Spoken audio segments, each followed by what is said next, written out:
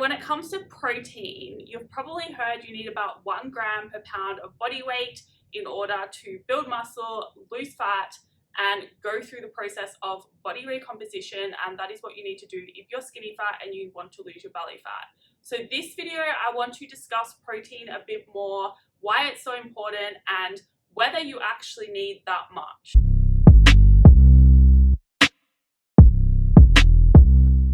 Hello, welcome back to my channel. My name is Jodie and I help you change your beliefs so you can change your body, your health, and your life. So a lot of my videos at the moment are coming from questions and I love it because it helps me come up with ideas. So this one also comes from a question I got about protein. Basically, this girl is saying that it's really hard to get protein where she lives, and so she's not quite hitting the recommended range for her. She weighs 130 pounds, and so she knows she needs to eat about 130 grams of protein a day. She is skinny fat, she wants to lose her belly fat. So she's basically asked, what's my thoughts on how much she's actually eating, which is closer to around 70 grams to 100 grams, and do I think she'll still make progress even if she's not quite hitting her protein target? Let's talk about this, right? First of all, you are going to get away with a lot more, including not hitting your protein target at the very start of your journey.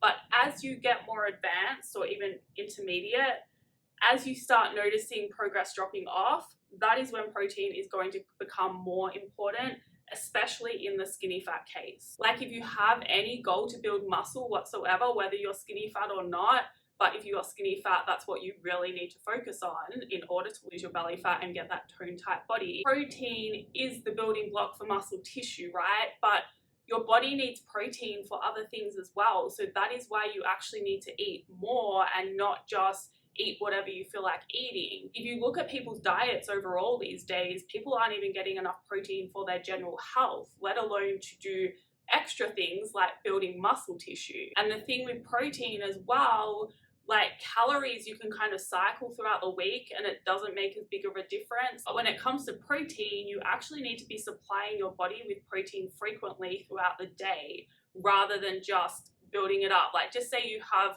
one day where you get 200 grams of protein, that's great, but it doesn't carry across to the next day. And so if you have some days where you're only hitting 70 grams of protein and you're meant to be getting 130 or closer to 130 grams, then that is going to have an impact. Because obviously your body is going to use that protein for what it actually needs to do to survive before it starts using it to build muscle. There are so many important functions protein plays in the body.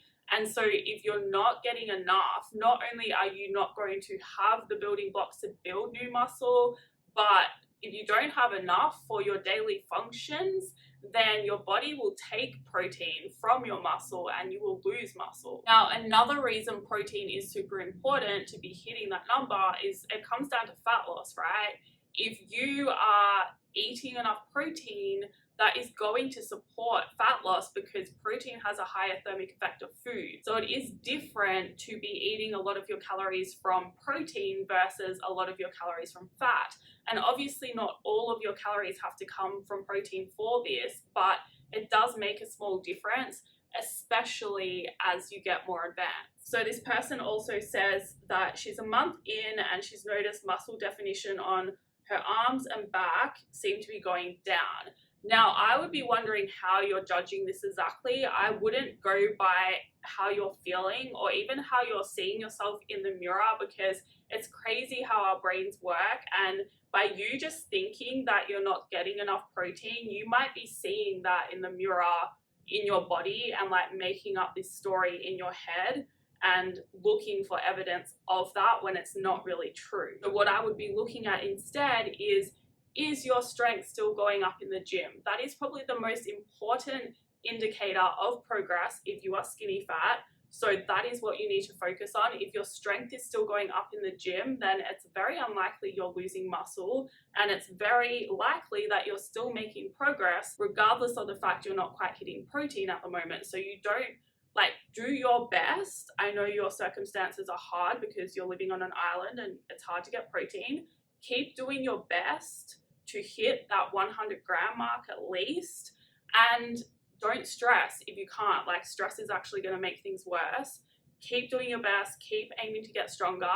And then when you stop getting stronger, when you notice your progress really stopping, and like 1 month in is really too early to see that, that's when you really need to make more of an effort to hit that 130 grams and start to be like, okay, we're getting 70 to 100 grams. What small changes can I make in my diet now to help me get that extra 30 grams in also? This person has also given me an idea of what they eat every day, which is very helpful because now I can give some suggestions that actually fit their circumstances.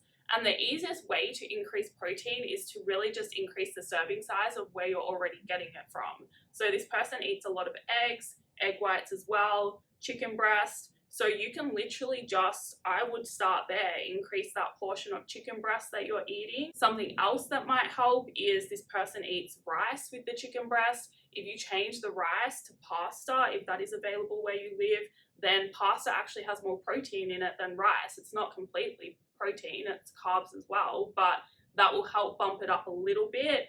Then she also has oatmeal in the morning topped with granola, peanut butter, honey and milk. And so I would say there, is it possible to order protein powder on like the island you live?